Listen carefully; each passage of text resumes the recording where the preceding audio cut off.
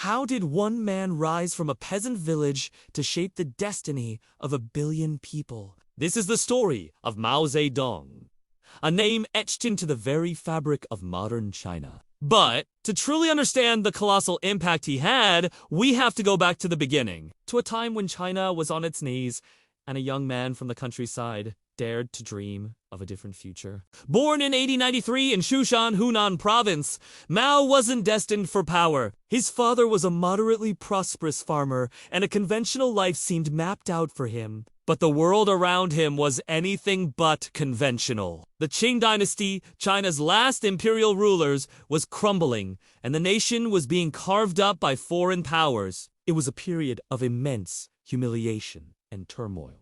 This environment ignited a fire in the young Mao. He devoured books. Not just ancient Chinese classics, but radical Western philosophies. He saw a nation suffering, and he started to believe that only a complete and total revolution could be its salvation. His journey took him from a local school to the vibrant city of Changsha, and eventually to the intellectual heart of the nation, Beijing. It was there, working as a librarian's assistant at Peking University, that he discovered his life's calling, Marxism. This wasn't just a theory to him. It was a blueprint, a way to empower the vast, forgotten peasant class and overthrow the landlords, warlords, and foreign imperialists who had bled China dry for decades. In 1921, he was one of a handful of delegates at a secret meeting in Shanghai. The event: the founding of the Communist Party of China. A small seed was planted that would grow to reshape the entire world. The early years were a struggle for survival. The communists allied with the nationalists, the Kuomintang led by Chiang Kai-shek, to unify China. But this alliance was fragile. In 1927, Chiang turned on his allies in a brutal purge, the Shanghai Massacre, forcing Mao and his comrades to flee to the mountains. It was here, in the rural wilderness, that Mao honed his revolutionary strategy. Unlike traditional Marxists who focused on urban factory workers, Mao believed China's revolution would be won by its farmers. He organized peasant militias, established rural bases, and wrote prolifically, developing his own unique brand of Mao Zedong thought. This led to one of the most legendary and grueling episodes in military history, the Long March. Facing annihilation by Chiang Kai-shek's forces in 1934, Mao led his Red Army on a staggering, year-long retreat across more than 9,000 kilometers of China's most treacherous terrain. They crossed snow-capped mountains and raging rivers, battling starvation, disease, and constant enemy attacks. Of the 86,000 who started the journey, fewer than 10,000 survived. But the Long March, despite its devastating cost, was a political masterpiece. It cemented Mao as undisputed leadership of the Communist Party and became a powerful symbol of their resilience and determination. When Japan invaded China in 1937, the Civil War was put on hold.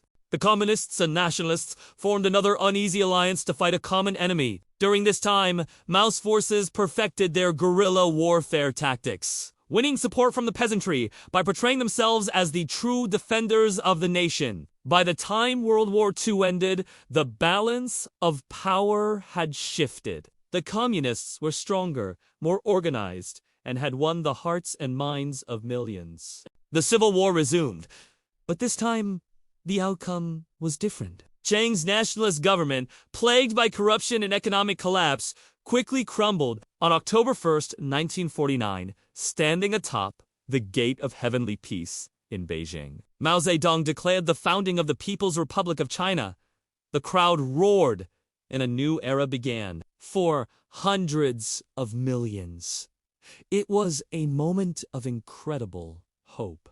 The Chinese people have stood up, he proclaimed. The initial years saw sweeping reforms. Land was taken from landlords and redistributed to peasants. Women were granted more rights, including the freedom to choose their spouse. Literacy rates soared, and basic healthcare was extended to the Muslims. For the first time in over a century, China was unified and free from foreign domination. But Mao's vision for a new China also led to immense tragedy, driven by a desire to catapult China into an industrial superpower overnight. He launched the Great Leap Forward in 1958.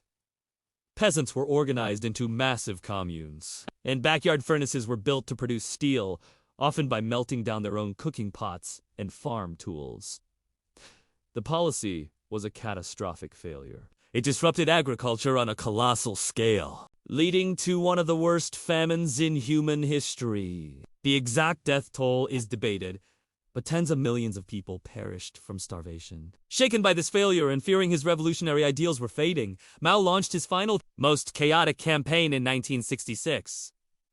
The Great Proletarian Cultural Revolution. He called on China's youth, the Red Guards, to bombard the headquarters and purge the country of old ideas, old culture, old customs, and old habits. What followed was a decade of turmoil. Schools were closed, ancient temples were destroyed, and countless individuals, from high-ranking officials to ordinary teachers, were publicly humiliated, persecuted, or worse. It was a period of intense social and political chaos that left deep scars on the nation. Mao Zedong died in 1976, leaving behind a legacy that is as complex as it is monumental. He was a revolutionary leader who unified a fractured nation and restored its sovereignty. He was a poet, a strategist, and a figure who inspired millions with a vision of equality and national strength. Yet, he was also an authoritarian ruler whose radical policies led to immense suffering and the deaths of millions.